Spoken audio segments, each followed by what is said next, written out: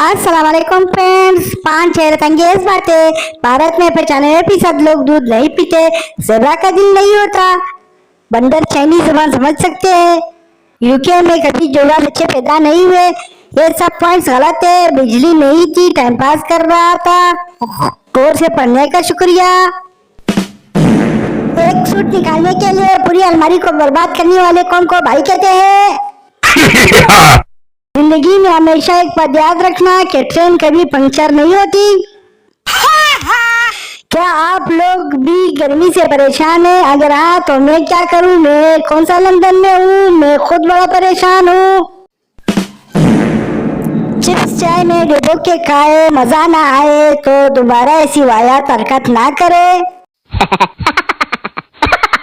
Doctor मरीज से, अगर तुम मेरी दवाई से ठीक हो गए तो मुझे क्या तोहफा दोगे? मरीज, जनाब मैं तो खबरें करता हूँ, आपकी खबर फ्री में कर दूंगा।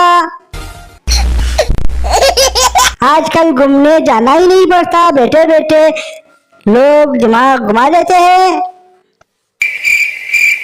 टीचर शलवार के नारे को इंग्लिश में क्या कहते हैं? पप्पू पीएचडी। टीचर रणजी से पीएचडी का क्या मतलब? पप्पू पजामा होल्डिंग डिवाइस।